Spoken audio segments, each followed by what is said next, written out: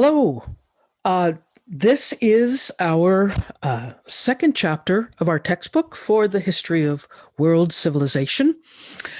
This is a chapter that's going to be focusing on the very early elements of human society, mainly cities, that are going to grow up in the Middle East and in North Africa. So that's kind of our region that we're going to be looking at this time. So let me get started.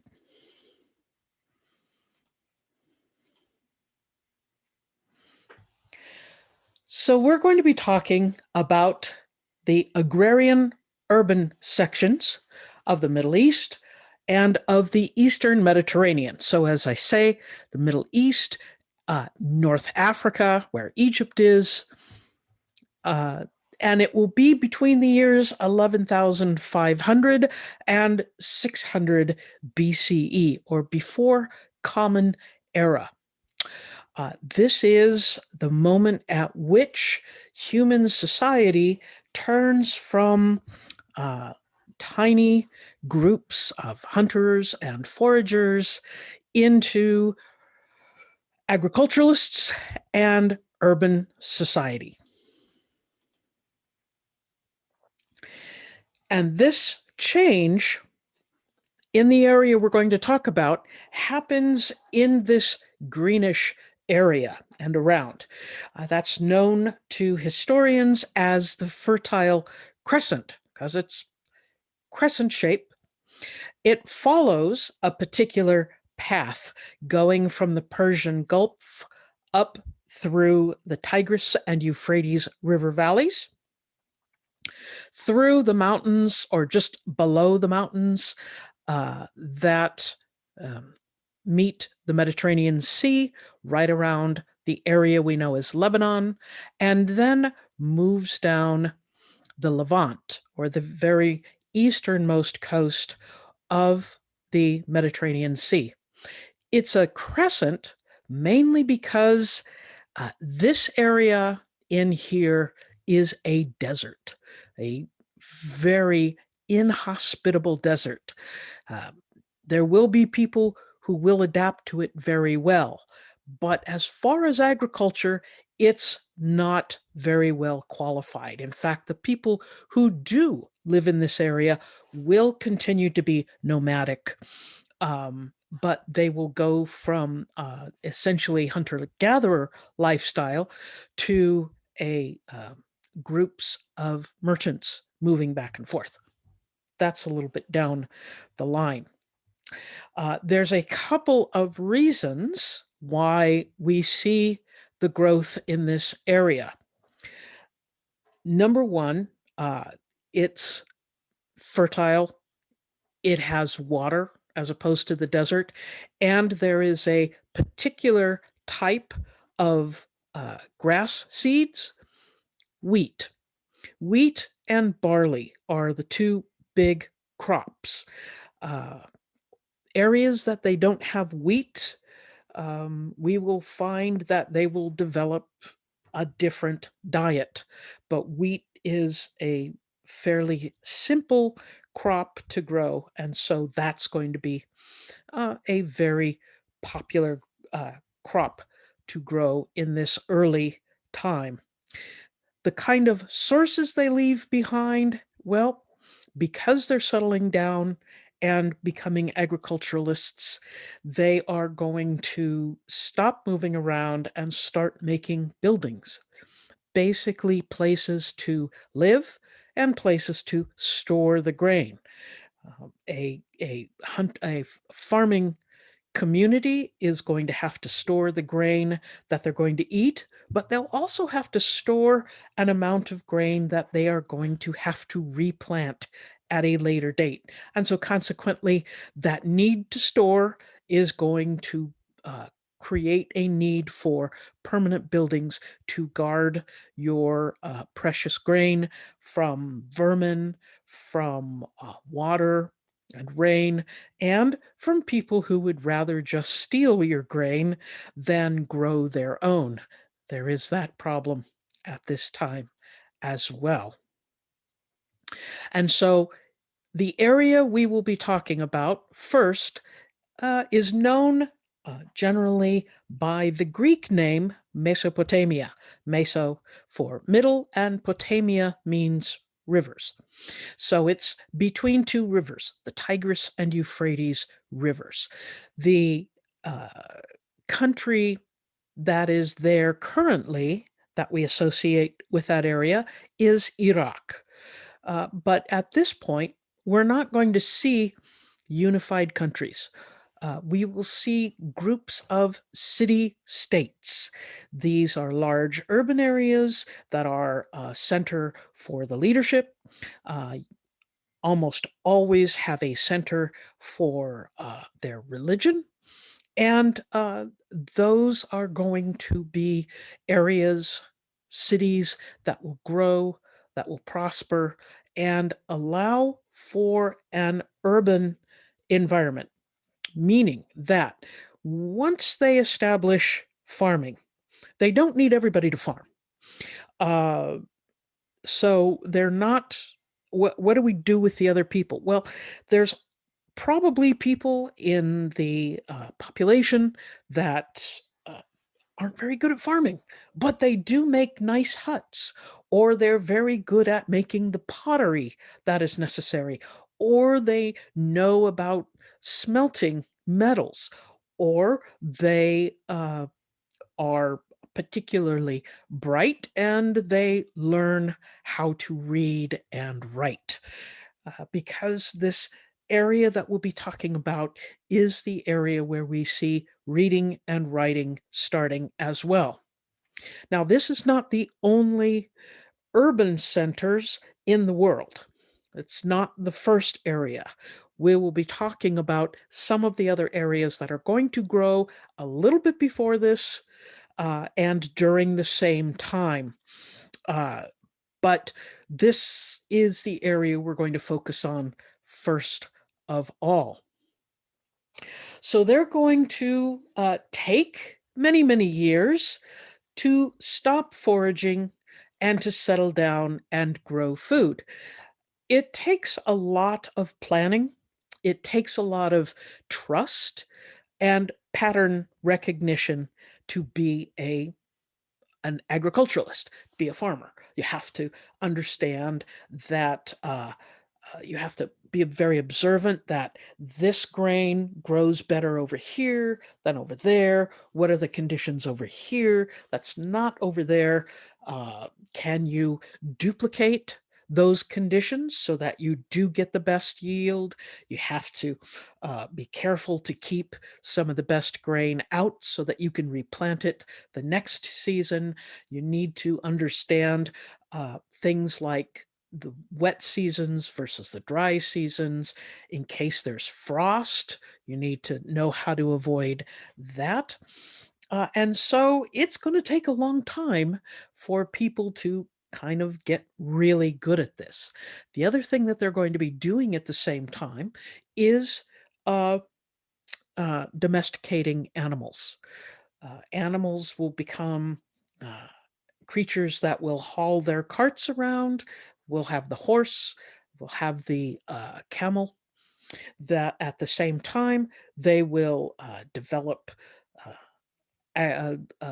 livestock like cows, bulls.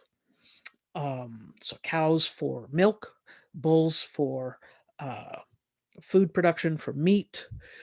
There will be quite a few different animals that they will start to domesticate. Goats that will provide not only milk, but food, and some of them will provide fibers for making clothing out of. Sheep, same sort of deal, although I don't think you milk a sheep. You could milk goats, can't milk sheeps. But actually, no, you can milk sheeps. I'm, I'm not a farmer. Um, and of course, chickens. If you've got that many people kind of settled in an area, if they were to all go out and hunt for food, you'd have the entire animal population, wild animal population in that area gone very quickly. So the domesticated food works very well. Domesticated animals work very well to have food available consistently and at the same time not have to worry that much about preserving it because you just let it grow until it's time to kill it. Uh, so this switch to agriculture is not just uh, figuring out how to grow things. It takes an entirely new set of technologies. Pottery. Uh, Before, they might have had baskets, but baskets are really rotten things to try to save seeds in for quite some time. They get wet, the seeds can sprout, and vermin can get into them. But pottery, fired clay pottery, will be the absolute best thing that they find to store these goods. Uh, and that will force them to settle down in particular areas where they can grow the food and have sufficient amounts of clay in order to make the pottery. There's different types of clay, and we'll be talking about it a little bit more when we talk about China and their use of clay, because they have some specifically important uses for clay. But not all clay is the same. So if you can find an area that's got a good selection of the clay, has a definite amount of water, and grows well, that's Mesopotamia. Now, the uh, the cities are not going to be big in terms of what we think of, but they're going to develop about 5,000 inhabitants. That's a lot of people for this time. And they're going to have to work together. And that means administration. That means somebody has to be making the rules. Otherwise, you've got anarchy. Somebody has to be making the rules about this person is to farm in this location, and don't build your latrines upriver of where you're going to grow, that sort of thing. So, with the gathering of people together, you need rules. In order to have rules, you've got to have administrators on top. One other thing that's important to know about the Mesopotamian region is that the water is not as dependable as one would think. It is prone to flooding. The Tigris and Euphrates rivers are something like 1,000 kilometers long. And so if you're living down near the end of the river, the mouth of the river where it goes into the Persian Gulf, you might not know what conditions are like up north where the rivers sprout. Well, actually, they start, their springs are in the mountainous region that has a tendency to have snowmelt, and it has a lot of rainstorms. So you could be hot and dry at the mouth of the river, but here comes a flood, and it was very unpredictable. Uh, and so these cities that are going to be downstream are going to work very hard to create irrigation canals and water storage cisterns, that sort of thing, so that they can control the water and have uh, reasonable amounts of water throughout the year in order to irrigate. That takes a lot of planning.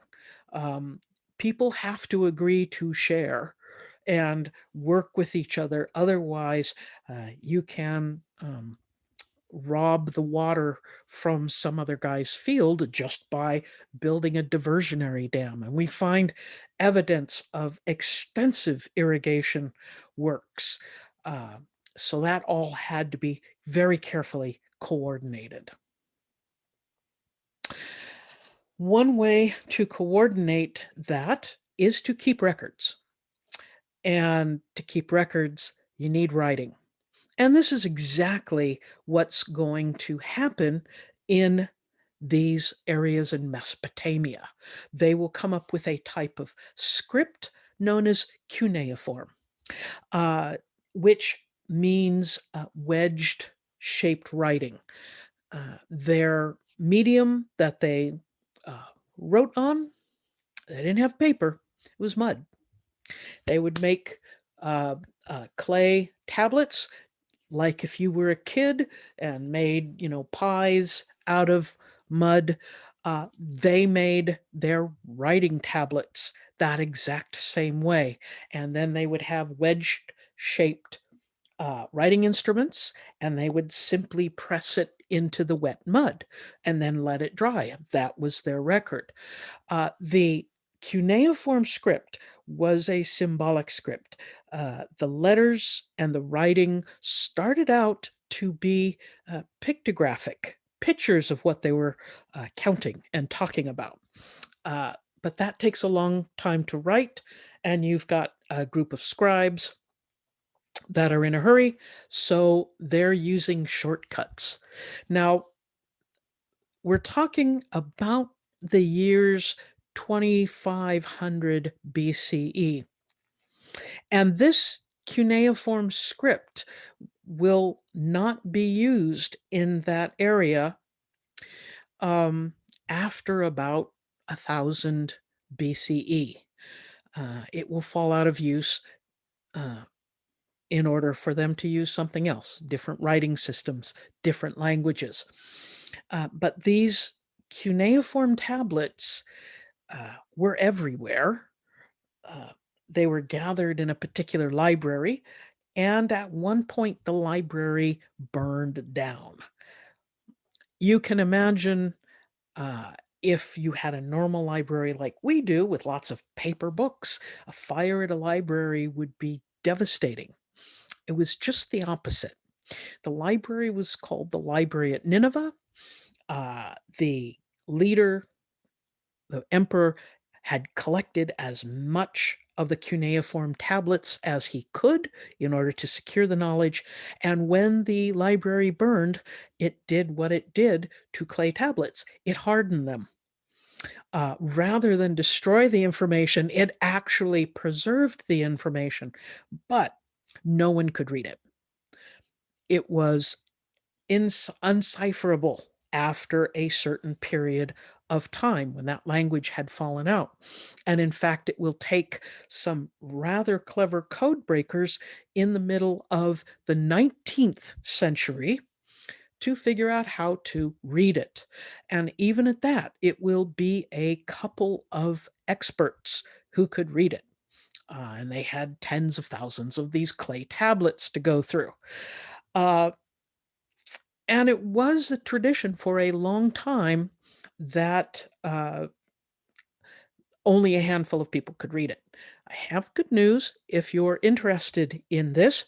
There are people now on YouTube and on the web that are writing grammar books, spelling books, and videos that will help you learn how to read cuneiform if you're at all interested in that. They are friends of mine, Dr. Josh Bowen and his wife Megan. They have their own YouTube channel, and they call it Digital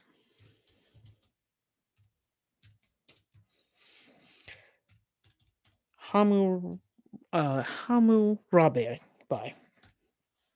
So if you go on YouTube and search Digital Hammurabi, you will be able to find their videos and learn the ancient script of cuneiform, which is pretty cool. They also have very cool T-shirts.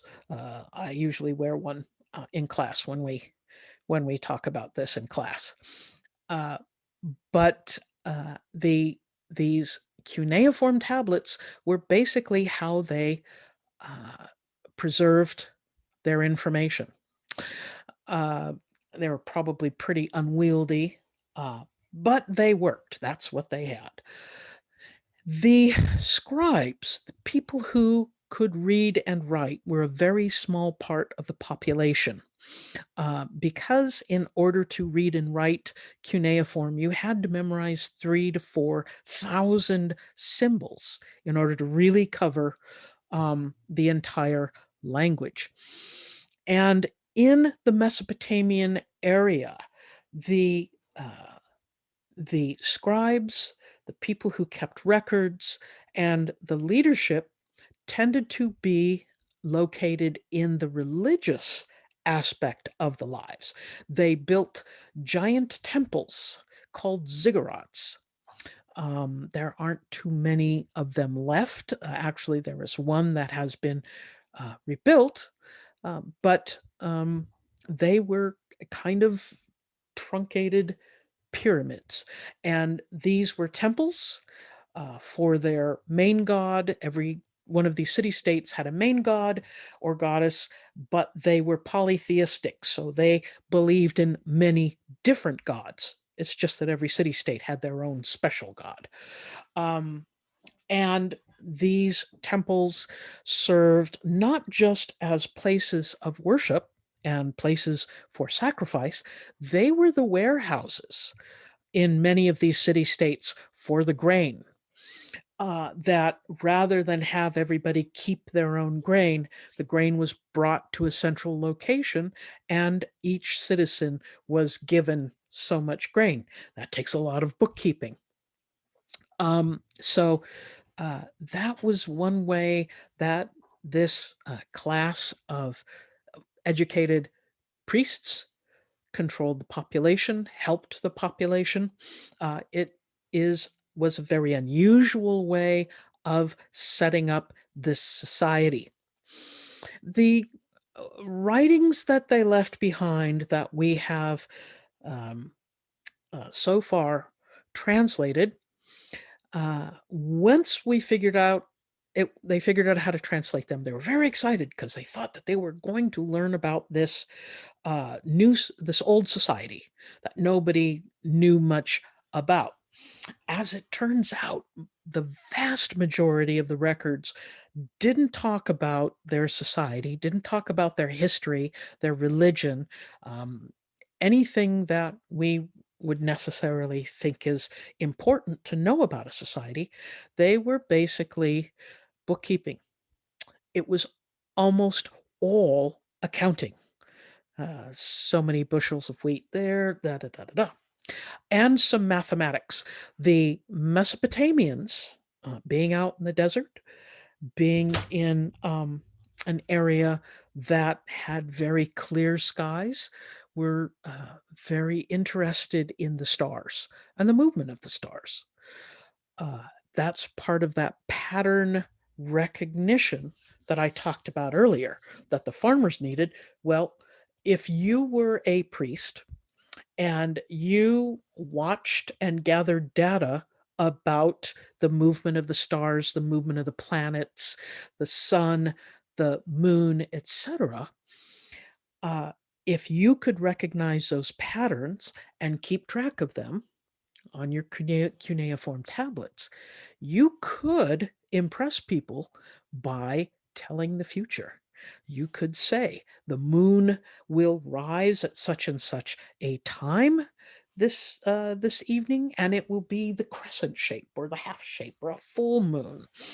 Um, and if you've got sufficient amount of data, you can find these patterns and be able to, in essence, tell the future, or at least say where the heavenly bodies are going to be in the future because you have measured them in the past and they tend to be fairly stable. And you do this over eons, over generations, over hundreds of years, you can build up a pretty impressive set of data. They also were very keen on understanding the movements of the stars. And so they developed very extensive mathematics in order to do so. The, uh, the people of Mesopotamia did not use a base 10 numerical system. They used base 60. Um, there are some scientists that realize that base 60 is how we divide up minutes and seconds. Um, and is basically how we also divide up the degrees in a circle. These are all important measurements to understand if you're going to be measuring the heavenly bodies. So their very complex number system reflects their interest in angles and degrees and time. Um, they also, in some of these clay tablets, seemingly had logarithmic tables so that they could manipulate numbers in terms of geometry. So, very sophisticated for their time.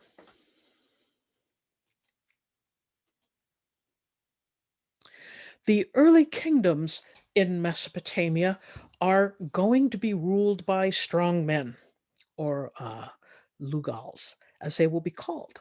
And they will basically initially take over their own city state, and a few of them will move out and take other areas. Sargon the Great is considered the world's first emperor, as he created a fairly large empire and ruled most of the Fertile Crescent. But that leadership is going to go back and forth. You get one king that's going to rise up, take over a lot of territory, and another king's going to rise up and take over his territory, and it's going to go back and forth. So trying to memorize who is king at what time during the era we're talking about is something for experts. However, there are a few of these kings who stand out as being exceptional for some of the things that they will do. One of those people is Hammurabi. Hammurabi was the king of an area known as Babylon. He will take over in 1750 BCE. We know that because he kept extraordinarily careful records of his empire. Um, and not only did he keep records, he uh, took a very large kingdom, a very large empire, and he decided he was going to rule it in a very particular way. He would make up laws. He wasn't the first one to do it, but what he does with them is interesting. I will talk about Hammurabi and his laws at the end of the chapter. But know that Hammurabi developed a law code. The law code was very much an eye for an eye. It was not the same rules or punishments for everybody. Rich people and nobility, the upper class, got different punishments than those people who were commoners, who got different punishments than those people who were enslaved. And these guys had many, many different enslaved people.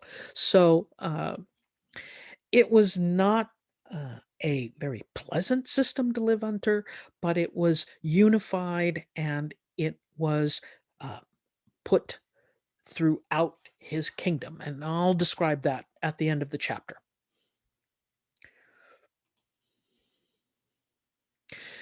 So, some of the important ideas that we know about these kingdoms is that number one, they were patriarchal.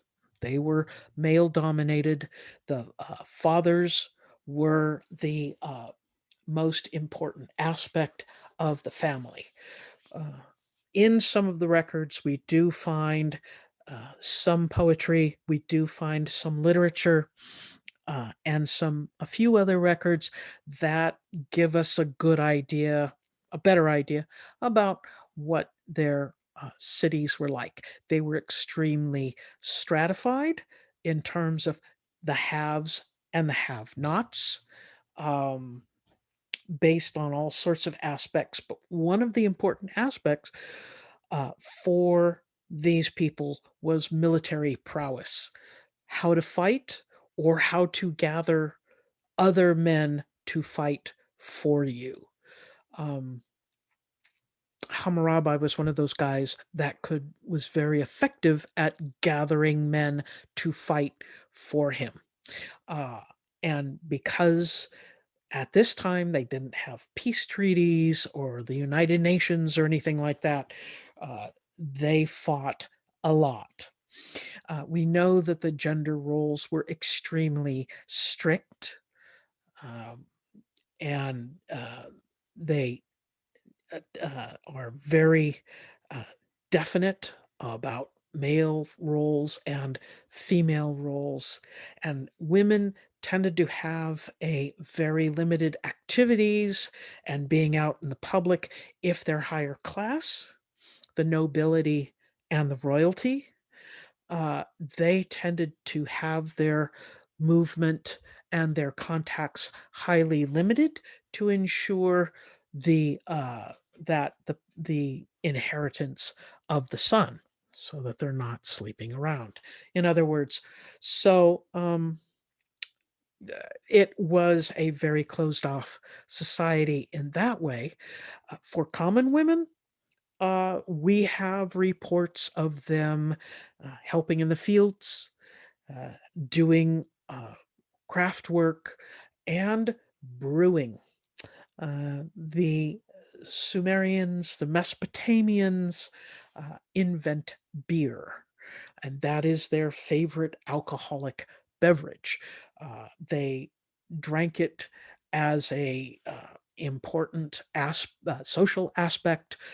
They would have a big vat and have very long straws that men and women would sit around and chat and drink beer communally out of this big vat with these long reed straws. They did very helpfully leave behind some artwork, so we can kind of see what they did. So the other big area that is going to grow up at this time is Egypt. Egypt will be a unique kingdom because it is unified fairly early on in a single dynasty. There will be different people ruling it, but they will have a concept of the pharaoh. And the pharaoh is king, yes, leader of the country, yes, part god, definitely. They were worshipped even during their lives as deities. Um, and they would be very much in control of this whole area. Egypt is unique because, of course, it's got the Nile River, very wide, mostly slow moving river.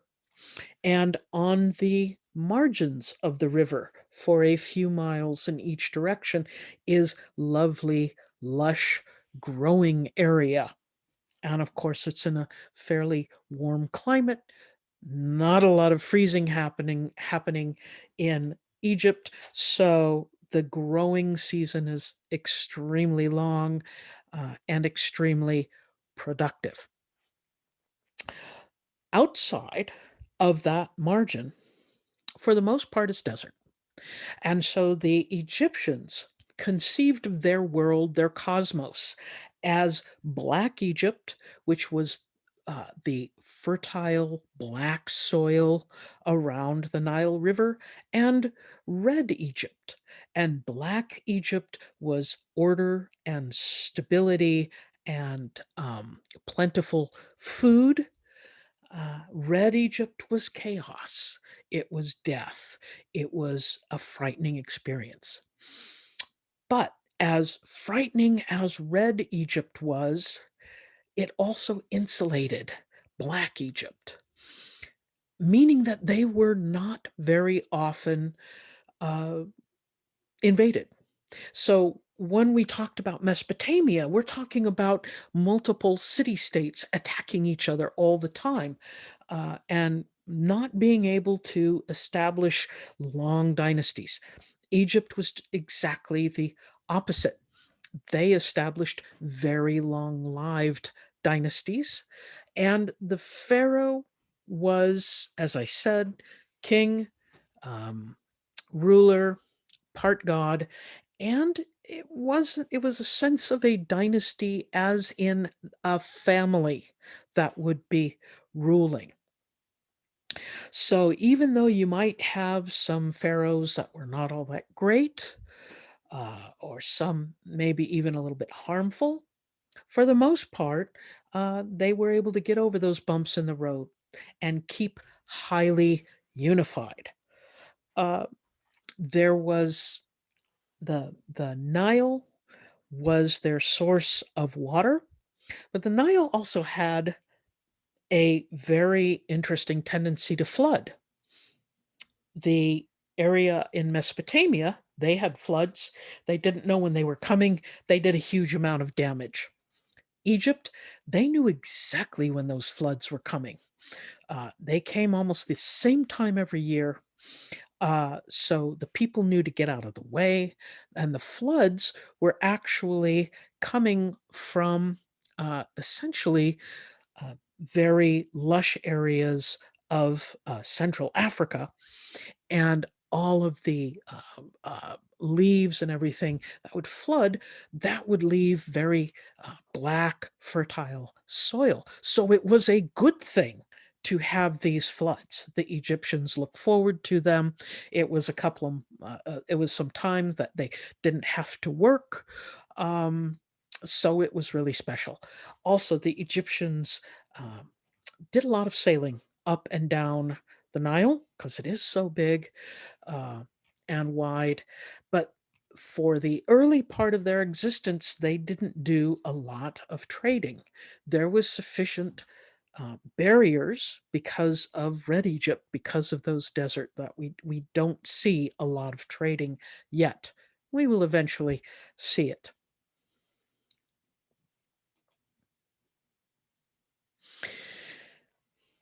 Growing up a little bit further north in the Mediterranean Sea, we're going to see several different kingdoms growing up in this age.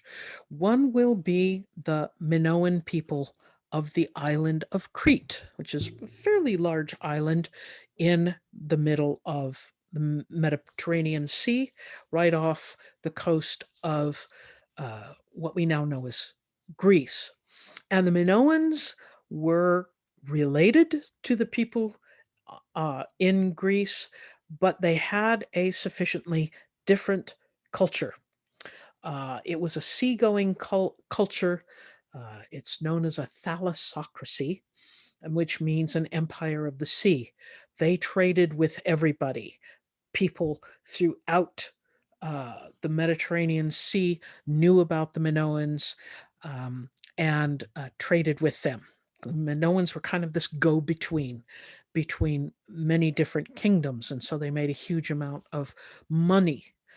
Um, they will have their own agriculture. They will also have a group of shellfish that grow in the coastal areas of their island, and they're fairly small. And if they're crushed, these shellfish, if they're crushed, they give out this purple ooze, and it is a dye. It takes an awful lot of these critters to make a sufficient amount of dye to dye clothes, but it was this very beautiful purple and extraordinarily expensive. In fact, when you read in older literature, purple is a color that's associated with royalty because it is so rare and it is so expensive. Um, and it, crush a bunch of these critters. They supposedly smelled really bad. And that was something that the Minoans uh, sold, as well as the things that they grew: olives, wheat, that sort of thing. The Minoan kingdom was a very technologically advanced kingdom for the time. They built large palaces, multiple large palaces. Akrotiri Palace uh, in one area, and there's another palace called the Palace of Knossos. And these were very large, multi-room, 300-room, three-story tall palaces that had running water, that had bathing and fresh water coming in for drinking, for cooking, for bathing, and sewer systems that took the dirty water out. Um, they had artwork on all of the walls. And sadly, the people of Crete will pretty much die out in a disaster I'm going to talk about in a few minutes. Uh, so even though they left behind some beautiful uh, pictures, uh, uh, frescoes on the wall, they left behind amazing palaces. They also left behind a written language, and we cannot read it. Any of you who are into languages and would like a challenge, here you go.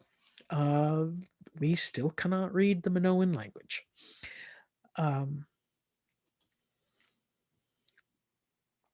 but the Minoans on Crete also were involved in trading.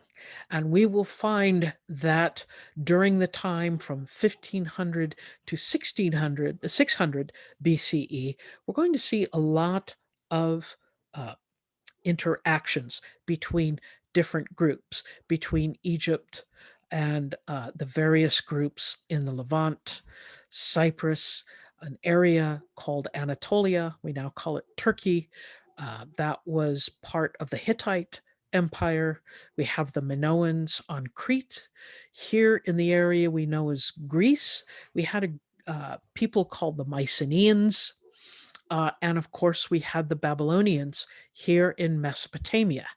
We also had another group called the Mitannis. Uh, and they interacted with each other sometimes in a warlike fashion and other times in a trading fashion. Um, and this is a point from about 1500 to about 1200. We see um, extensive trading. They basically kind of give up on fighting and decide it's much better to trade with each other. So this era from 1500 to about 1200 BCE, we have multiple documents from the time of that talk about that are basically peace treaties and trading agreements and contracts. And they are addressing each other in very flowery diplomatic languages. And the Pharaoh of Egypt is always considered the most senior representative. They call him Father Pharaoh. There are a few other upstarts, but they all seem to be trading with each other. And we find, as far as primary sources, such things as uh, uh, lapis lazuli.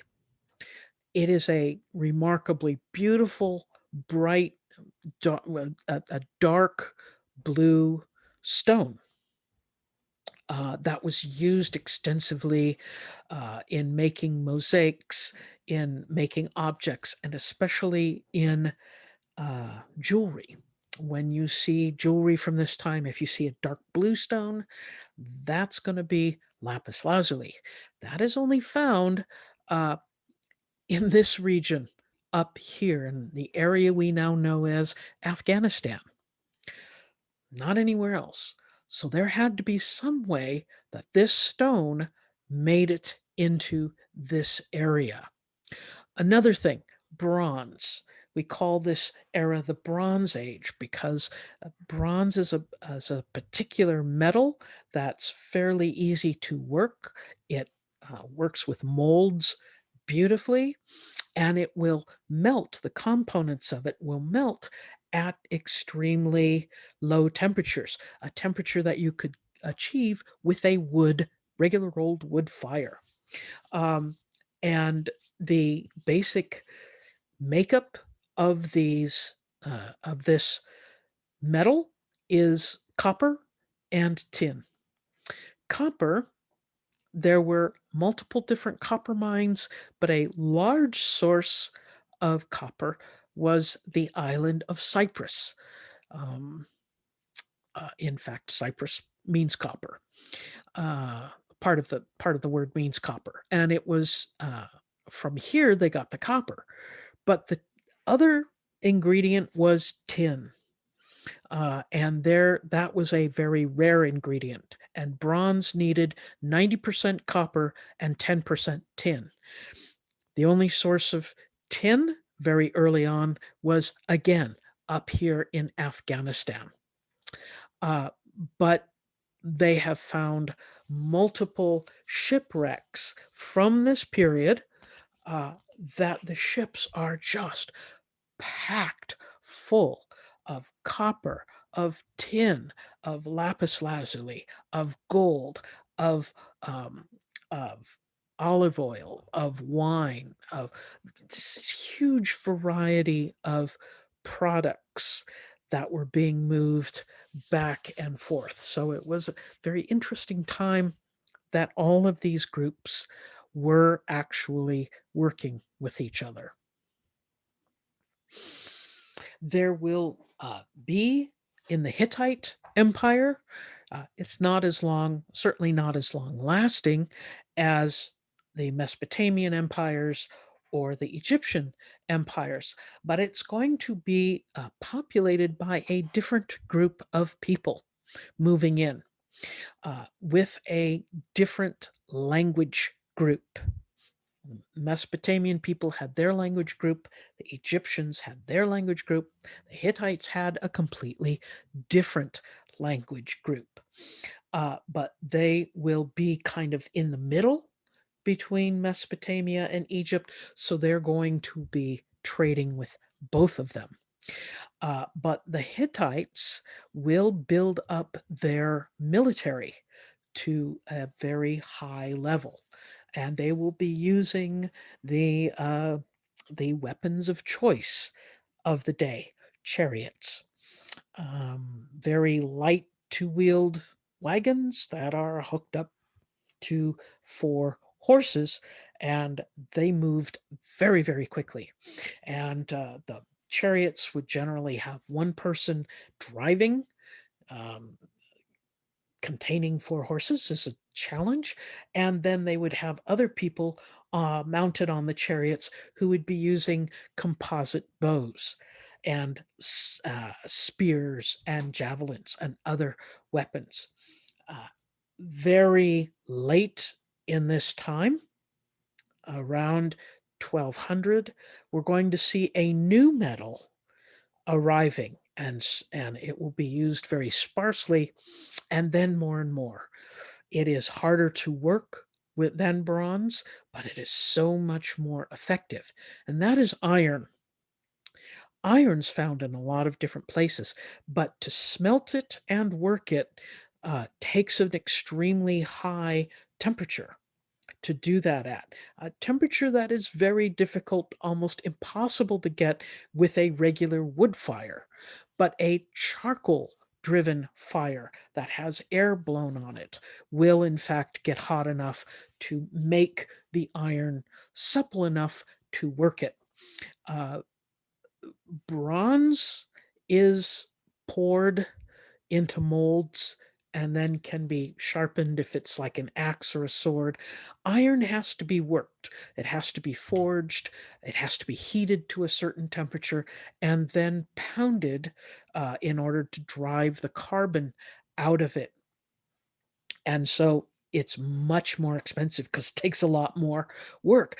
But an iron sword against a bronze sword, no contest. Iron is going to win all the time.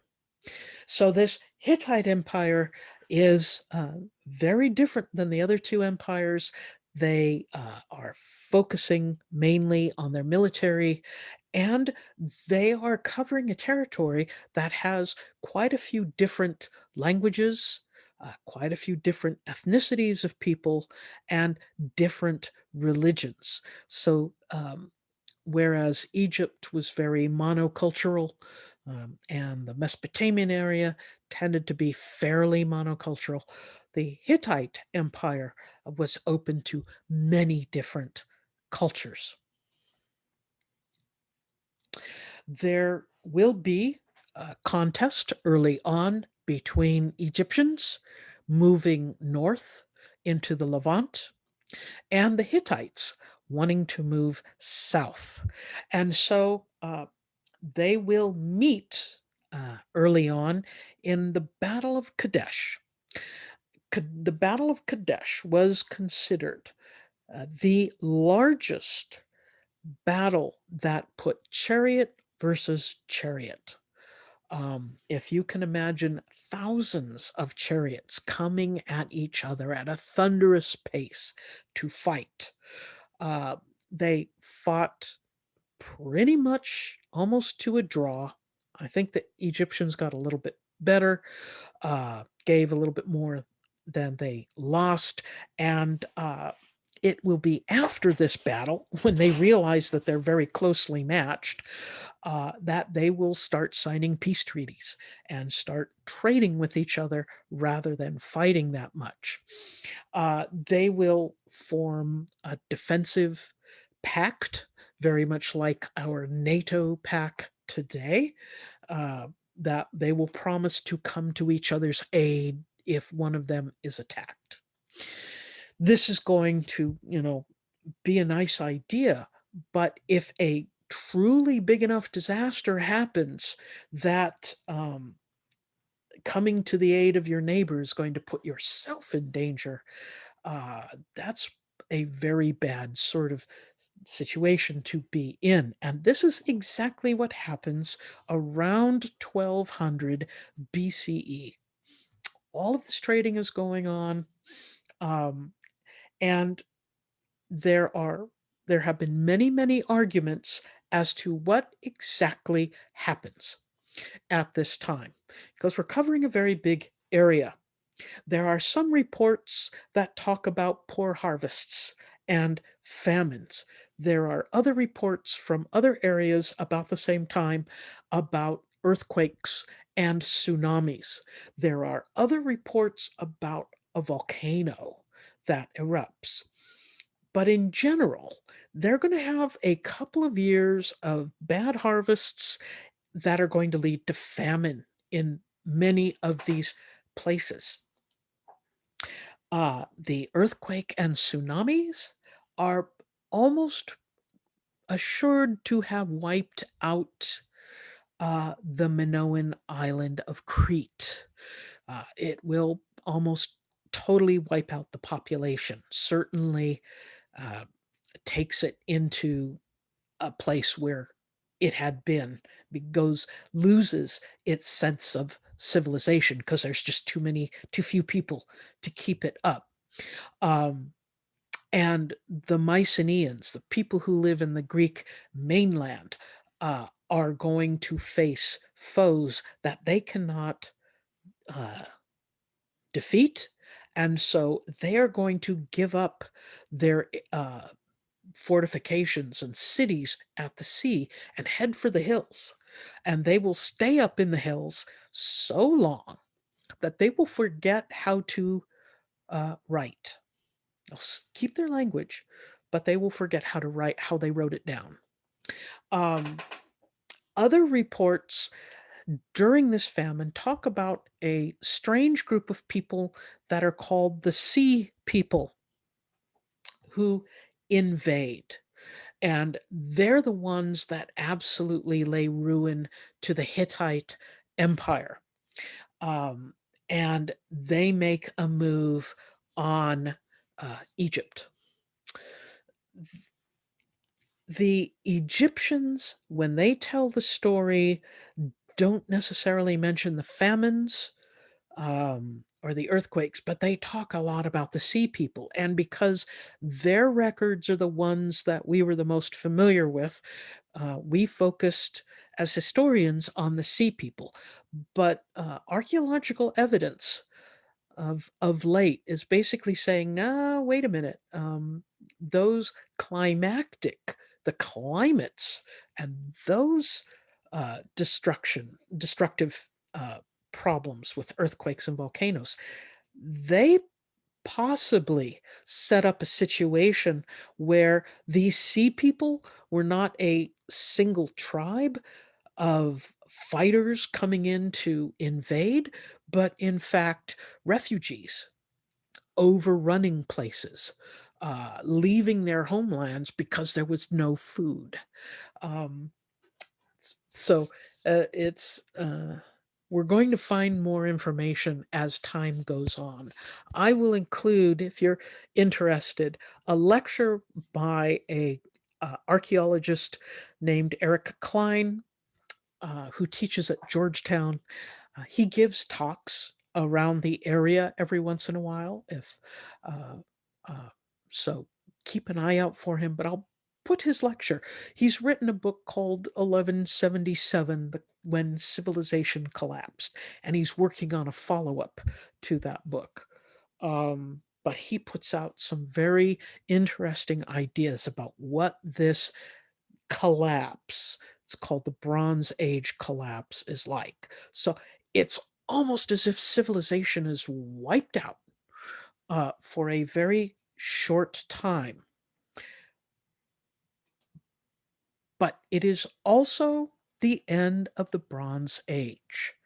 Those people that build back are going to build back not necessarily with bronze, but with iron. This puts them far ahead of everybody else in the area. Um, Once that collapse happens, there's not going to be empty area for very long. People are going to move in. New empires are going to rise up. The one thing that stops the sea people is the Egyptians. The Egyptians actually stop the sea people and manage to keep their borders. But most of the rest of the areas, the power structures are gone. And so we see new people move in, new power structures. One of the new power structures will be the Assyrians. Uh, they will basically come out of the Tigris and Euphrates River and have a very uh, militaristic, strong empire that they will try to take over a huge amount of area in order to have a bigger tax base and trade. They're really fascinating people, but very violent, very cruel, and were people that you did not want to be subjugated for. They were pretty awful. There will be small kingdoms rising up in the areas we now know as Syria and Lebanon and Jordan and Israel and Palestine. A couple of these different people. One will be the Phoenicians. The Phoenicians are going to have a group of city states in the areas we now know as Syria. The Phoenicians will be sailors and traders. They will be trading with everyone. They will set up trade colonies all the way out to Spain. So the Mediterranean Sea is their bathtub, and they are going to trade everywhere. They are phenomenal sailors, and they have a little secret. If they wanted to trade with the Assyrians and the Babylonians, they needed to learn one language and one way to write all those symbols. If they wanted to trade with the Egyptians, they would have to learn an entirely new set of symbols called hieroglyphs. And that's a lot of work. and they just wanted to trade with them. They didn't want to be, experts in these languages. But they took an old idea from a little area that had been wiped out by pretty much by the sea people and by the disasters uh, called in this town called Ugarit. And the people of Ugarit were also very big into trading. And the people of Ugarit had this idea, and the Phoenicians are going to pick up on it and expand on it. And that is, rather than learning everybody else's symbols, uh, everybody, when they speak, use pretty much the same sounds. Ah, e, s, t, why not uh, make a symbol for the sounds rather than a symbol that represents some item? And so they could listen to people and write these symbols down as they spoke, uh, which would give them a leg up dealing with everybody. And so the Phoenicians are going to use this system, create a very effective system of these symbols. We know it today as the alphabet. The writings of the people of Mesopotamia and the writings of Egypt were symbolic. They were based on symbols of things. The Phoenicians were phonetic. The two words, the word phonetic does not come from Phoenicians. Um, Phonetic means phonos, meaning we can hear it. That's a better way to remember it. But the Phoenicians, everywhere they go, they will share this alphabet. When they get to the area we now know as Greece, they'll give them the alphabet. And the Greek alphabet is based on the Phoenician alphabet. When they meet up with the Hebrews, they will give them the alphabet. And so the Hebrew alphabet is based on the Greek or on the Phoenician alphabet, and so on and so on. So this idea of alphabets based on phonics, based on sound, is going to spread like crazy because it's much more simple and easy to use.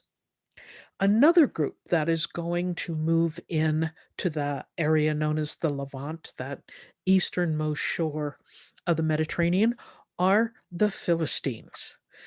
If you're familiar with the Old Testament of the Bible, uh, you read about the Philistines. You read about them from the point of view of their worst enemies, the Hebrews.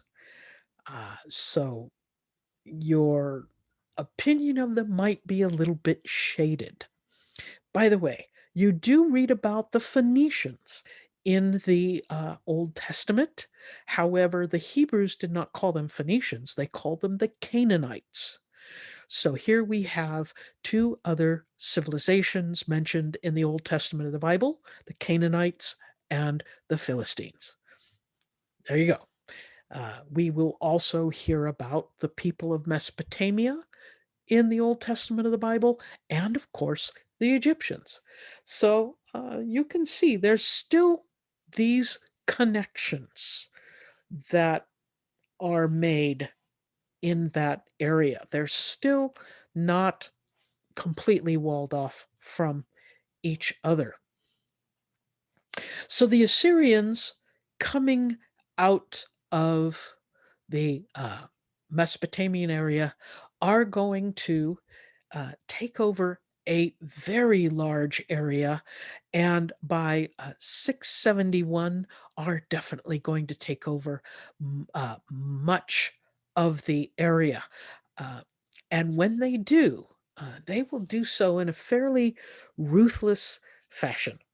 Um, the the things, the way they rule is basically to take over a city or a kingdom, throw out the old king, put their own people in charge, force the people of the cities that they take to worship the Assyrian gods, not their own gods. Um, and they will go through and rule through terror. If people do not do as they wish, they will execute them in horrible ways, and to make them uh, an example of them. Um, so they're really serious about all of this, which unfortunately makes a lot of enemies in the area. They are not at all liked in the areas they are in because they are quite ruthless. Uh, this is 400 or so years after the collapse of the Bronze Age. And by about 800 or so BCE, we're going to find new groups showing up, such as the Greeks. Now, they had been the Mycenaeans who had went into the hills with the famine and the sea people in the 12th century BCE.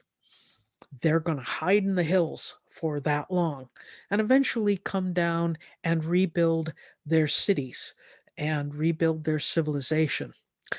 But they won't remember how to write. It is why the Phoenicians start trading with them, and the Greeks pick up on their alphabet, which is why the Greek alphabet is a rendition of the Phoenician alphabet.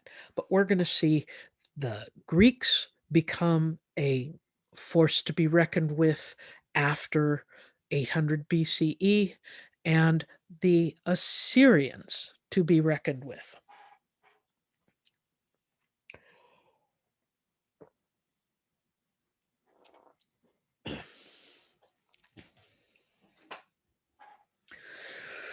So the people on the margins of the Assyrian Empire, like the Phoenicians, uh, the Assyrians might control parts of the Phoenician Empire that are uh, near the Assyrian Empire, but they'll have colonies spread out throughout the Mediterranean that will still keep up the Phoenician culture.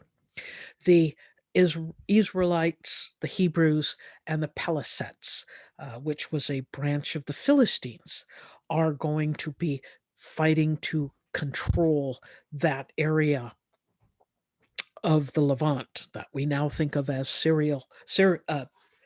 as Israel and Palestine.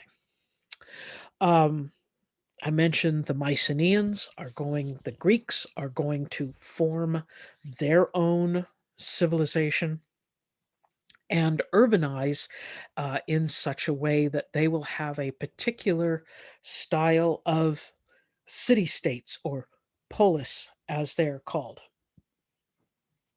The term city states is,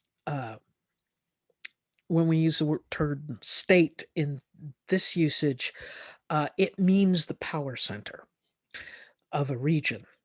And so a city state means that they're all these separate little regions, usually with a large metropolis as the capital, and that they have control over the land, small areas of the land around them. But the leadership and the style of leadership and how it's done is all centered in that city. The term polis, a Greek term which means city state, is actually the root of a lot of words we use in English: police, politician, cosmopolitan, politics, metropolitan. Polis is an important word to know. Uh, Understand, though, that these Greek these Greek city states from the 8th century BCE onward, will all be independent.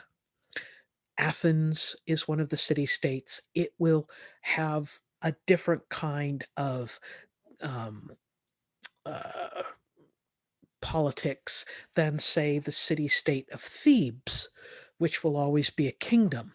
And we'll talk about the Spartan city states. Uh, and they'll all be separate uh, and have their own rulers and fight constantly. That's one thing that the Greeks will be doing throughout their history is fighting each other constantly. But they are tied together with a language. They share a common language and a culture, especially a religion.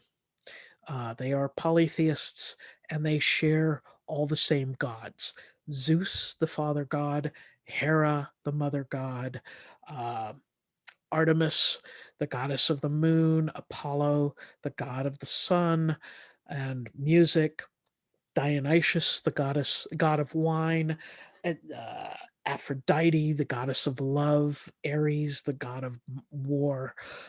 These are all gods that are shared by all of the Greeks, even though they live in different city states, and they're pretty familiar to us as well.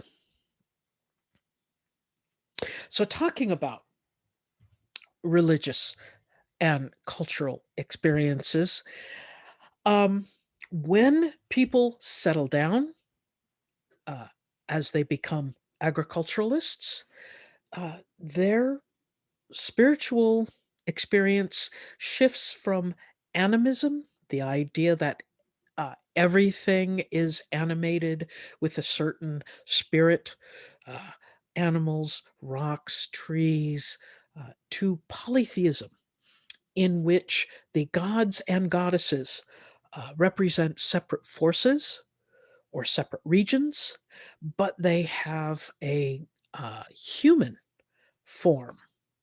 And each of these civilizations has stories and myths that they tell. They have particular rituals and sacrifices, each for the different gods and goddesses. And some of these gods and goddesses um, are quite unique, such as the gods and goddesses from Mesopotamia. Um, they're like the mean girls in eighth grade. They are drama queens, and they're just like, oh, over the top and constantly bickering, and the humans tended to not want to have anything to do with them. In our society, we have very different ideas about our deities, but the Mesopotamians did not want to have anything to do with their deities. Egyptians, just the opposite. The Egyptians had certain deities that they looked forward to. We think of the Egyptians as being a death cult sometimes, because what we have left from them are their tombs. Those pyramids are tombs. But in reality, it was a very hopeful, positive religion. The Egyptians looked forward to an afterlife if they were good. Um, the stories of how to be a good Egyptian and get to that afterlife are just absolutely delightful. Um, so we only think of them as a death cult because we only have their tombs. Uh, Now that we can read the hieroglyphics, we better understand what they were like and what their hopes and aspirations were. Now, one of the uh, pharaohs, I think he's in the 18th dynasty, um, seems to have moved away from the rest of the pharaohs. His name is Akhenaten. Uh, Rather than being a good polytheist who worshipped all of the gods, Akhenaten decided he only wanted to worship one god, Amun, the god of the sun. And so Akhenaten had a very different lifestyle. He really made the rest of the priests angry because, of course, they had lost the support of their pharaoh. This is actually one of the few depictions of Akhenaten that survive, and rather than the stern pharaohs of old, we see him relaxing with his lovely wife Nefertiti and their children bouncing all over their laps. Very different than any other pharaoh we will see. Um, Akhenaten will not be very popular with the country, with his kingdom, and when he dies, he will leave his son, Tutankhamun, at a young age. He dies fairly young, and Tutankhamun it becomes pharaoh.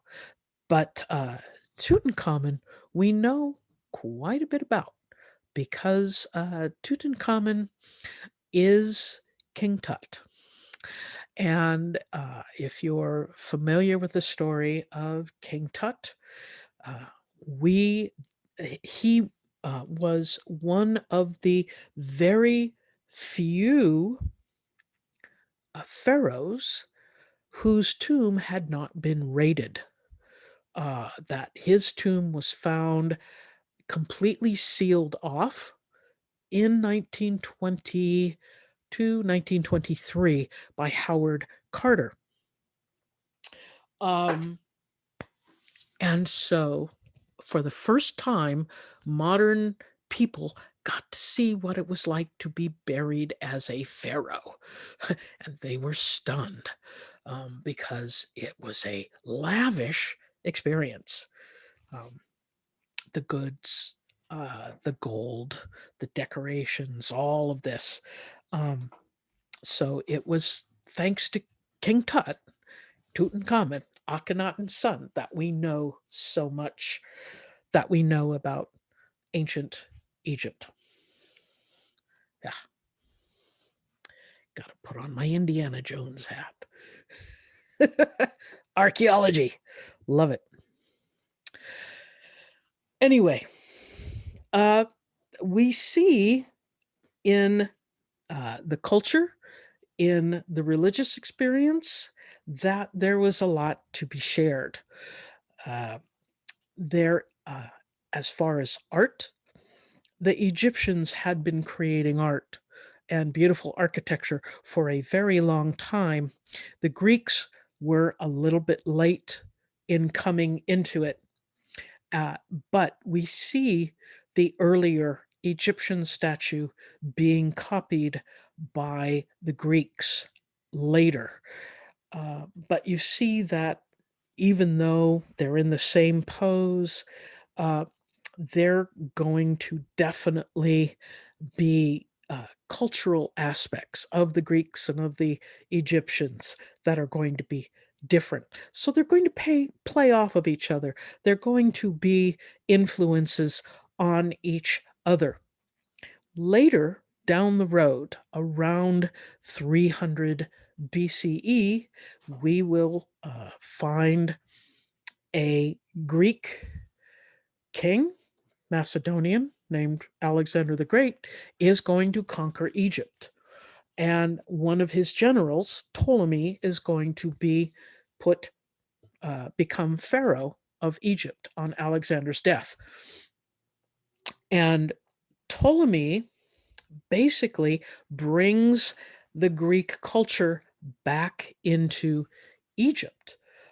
And we see Egyptian art become more like Greek art had become.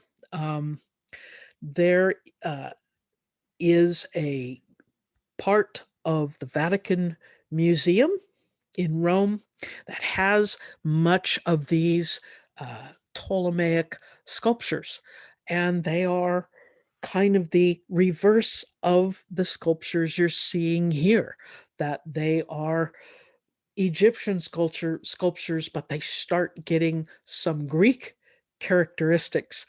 So it's interesting to see how these patterns change, how different people pick up on ideas from each other.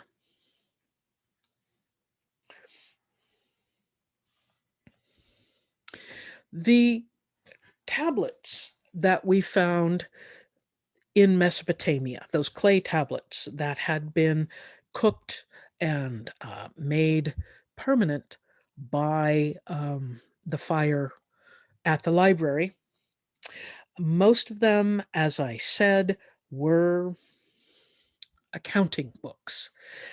There were 12 tablets, however, that became, once they were translated, we found that it was a epic poem about a king of Mesopotamia named Gilgamesh. I'll go ahead and write him down.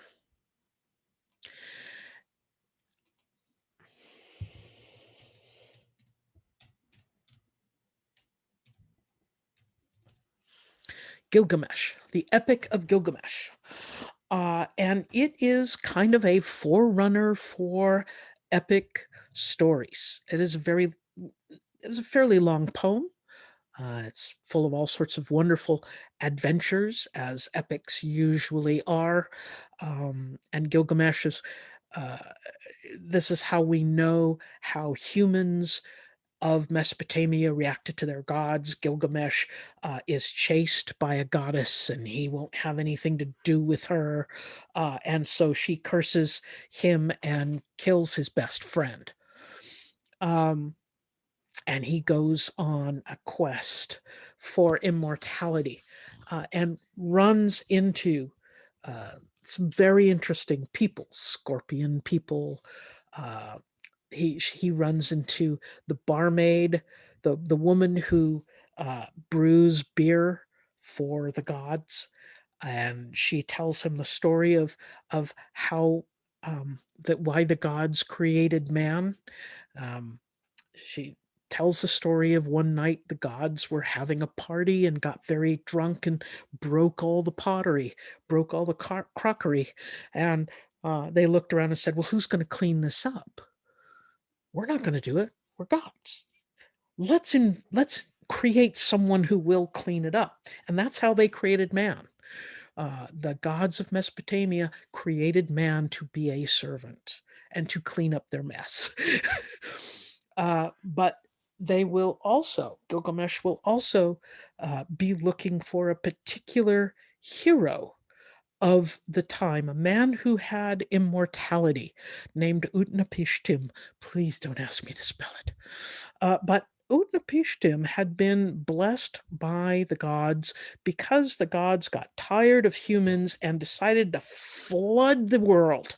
But they wanted this man, Utnapishtim, to save a bunch of the animals because they didn't want to get rid of the animals. It was the animals misbehaving, it was the humans. And so Utnapishtim built this very large boat, put all the animals in it, and saved all the animals. And as a thank you gift, the gods gave Utnapishtim immortality. And Gilgamesh wants immortality, but can't get it. Anyway, so if this story sounds vaguely familiar, kind of like the Old Testament story of Noah and the ark, there is a thought that perhaps the story of Noah and the ark came from that tradition of Gilgamesh and that epic poem. Um, After all, the uh, entity, the person in the Old Testament known as Abraham, who becomes the founder of the Jews, of the Christians, and of the Muslims, those three Abrahamic religions, grew up in Mesopotamia, hearing these poems. So there's this very tight connection between the Old Testament and not just the area that the Hebrews lived in, but Mesopotamia as well. The Egyptian stories of their gods, as I mentioned, are quite appreciative. They had all sorts of fascinating animal-headed gods. The ibis-headed Thoth was the god of wisdom.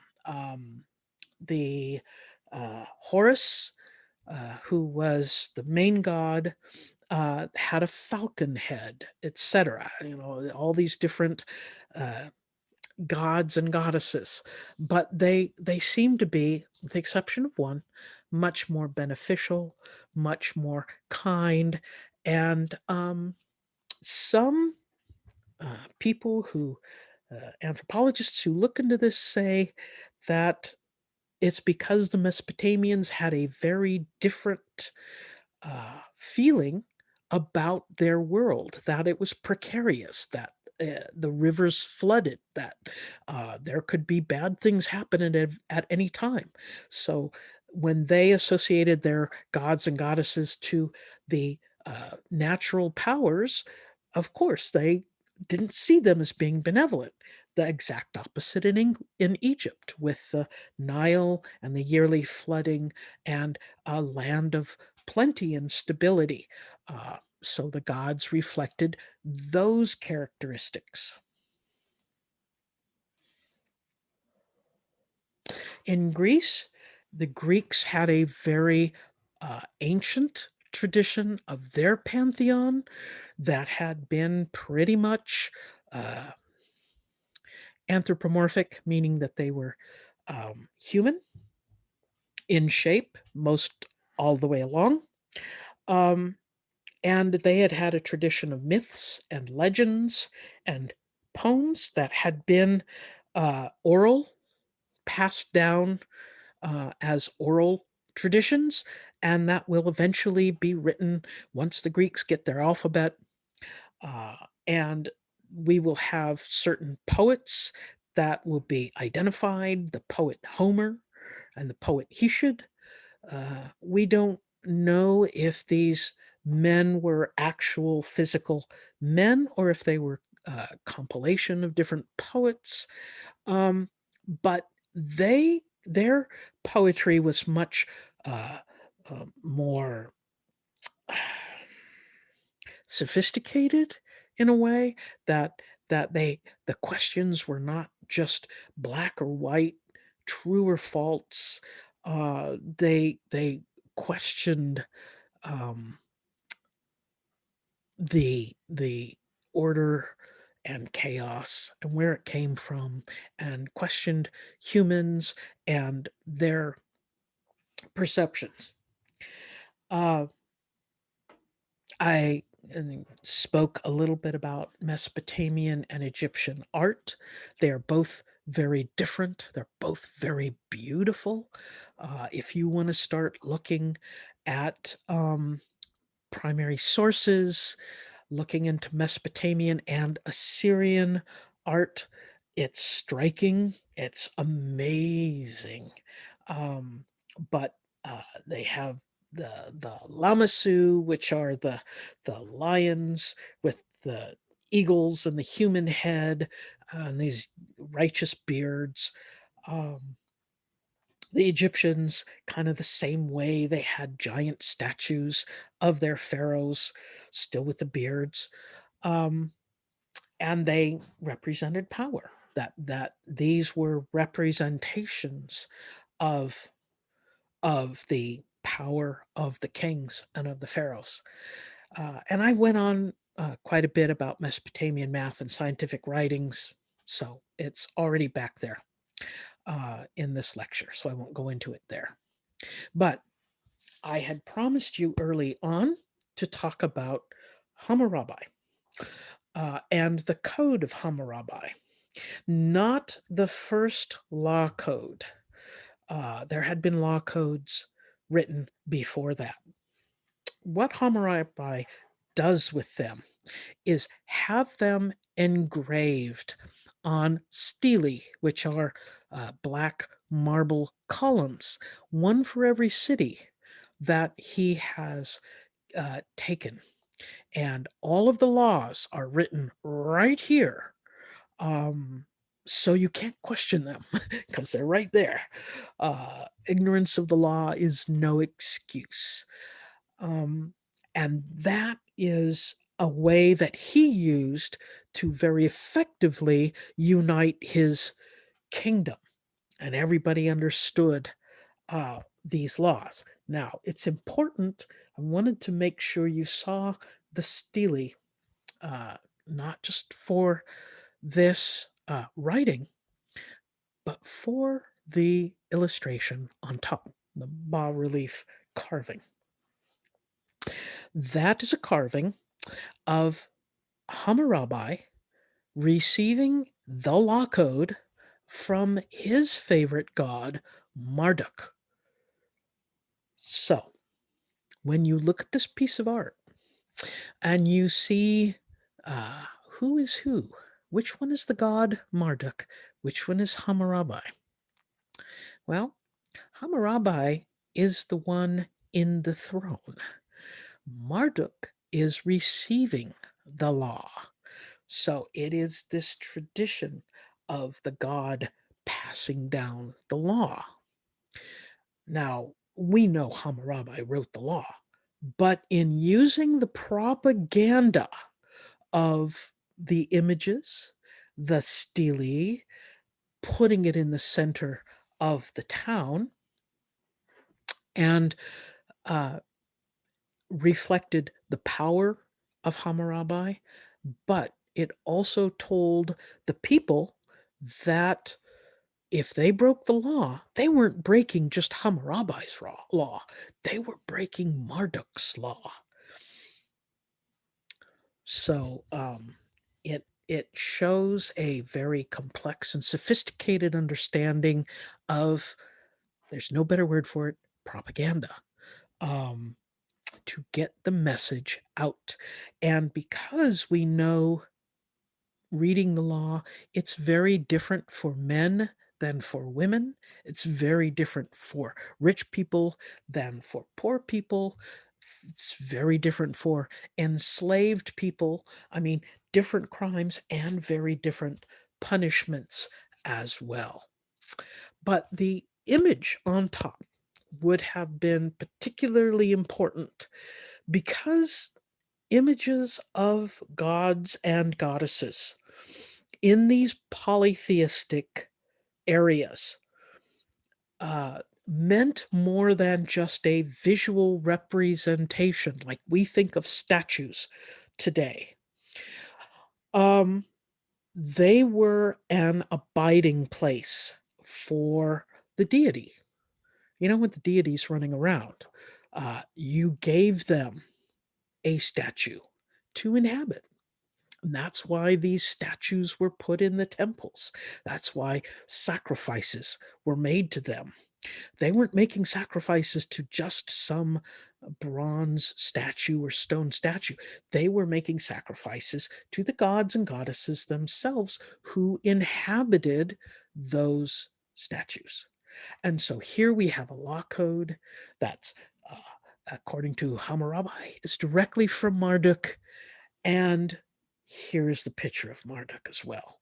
So this idea of the law and the lawgiver